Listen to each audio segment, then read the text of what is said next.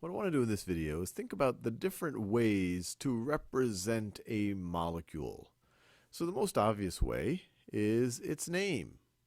So for example, you could be referring to a molecule of benzene. Benzene. But just the word benzene tells you very little about what actually makes up this molecule. And there's other naming conventions that do give more information, but you might say, well, I actually want to know more about the actual particular elements that make it up.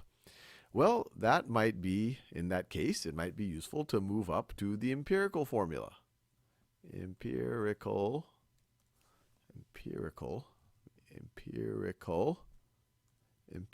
formula. And you might be thinking, what does empirical mean?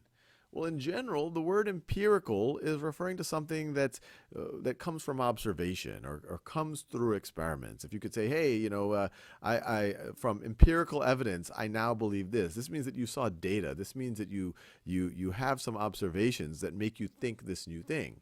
And the reason why we call what I'm about to write down an empirical formula is because early chemists would have been able, they weren't able to look at just one molecule, but they could at least come up with, they could observe the ratios that it seemed like of the different elements that they had in a molecule. So an empirical formula gives you a ratio of the elements in the molecule. So an empirical formula for benzene is, it is 1 carbon for every hydrogen. Now you might say, okay, that's nice. I now know that if I'm dealing with benzene, I have 1 carbon for every hydrogen or 1 hydrogen for every carbon.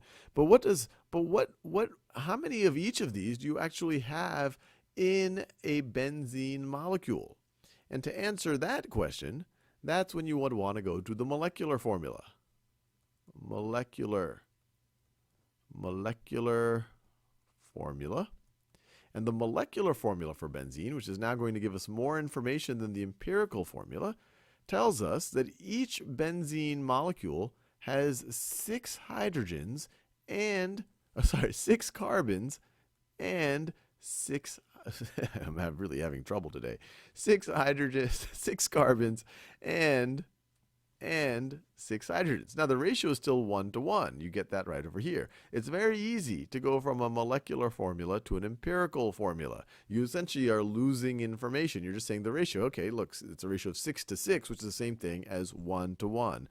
If we wanted to, we could write this as C1H1, just like that, to show us that the ratio for every carbon we have a hydrogen. And we see that that's actually the case in one molecule. For every 6 carbons, you have 6 hydrogens, which is still a 1 to 1 ratio. But that might not satisfy you. You might say, well, okay, but how are these 6 carbons and 6 hydrogens actually structured? I want more information. And for that, you would want to go to a structural formula. Structural formula, which will actually give you the structure, or start to give you the structure of a benzene molecule.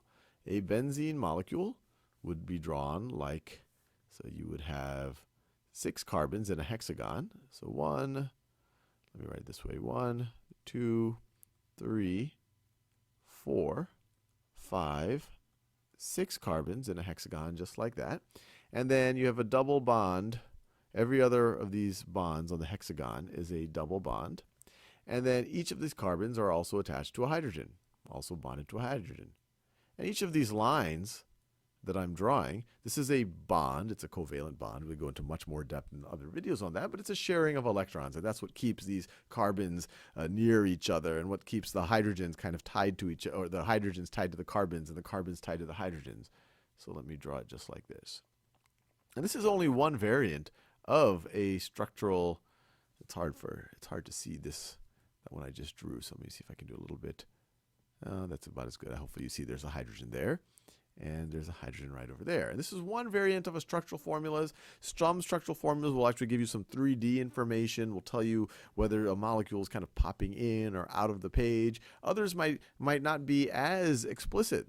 Once you go into organic chemistry, chains of carbons are just done, you might see something like this for benzene, where the carbons are implicit as the vertex of each of there's an implicit carbon at each of these vertices, and then you say, okay, carbon's got to have is typically not gotta, but it's typically going to have 4 bonds in its stable state. Well, I only see 1, 2, 3. Well, if it's not drawn, then it must be a hydrogen, and that's actually the convention that people use in organic chemistry. So there's multiple ways to do a structural formula, but this is a very typical one right over here. So as you see, I'm just getting more and more and more information as I go from empirical to molecular to structural formula. Now, I want to make clear that empirical formulas and molecular formulas aren't always different if the ratios are actually also show the actual number of each of those elements that you have in the molecule. And a good example of that would be water. So let me do water. So let me do this in a different color I'm pretty much used every color. So water. So water, we all know, for every 2 hydrogens, and since I already decided to use blue for hydrogen, let me use blue again for hydrogen. For every 2 hydrogens, you have an oxygen. You have a oxygen. Now, it just so happens to be that what I just wrote down, I kind of thought in terms of empirical formula, in terms of ratios, but that's actually the case. A molecule of a molecule of water has exactly 2 hydrogens and 1 oxygen. And if you want to see its structural formula, and you're probably familiar with it, or you might be familiar with it, each of those oxygens in a water molecule are bonded to 2 hydrogens. So hopefully this at least begins to appreciate different ways of referring to or representing a molecule.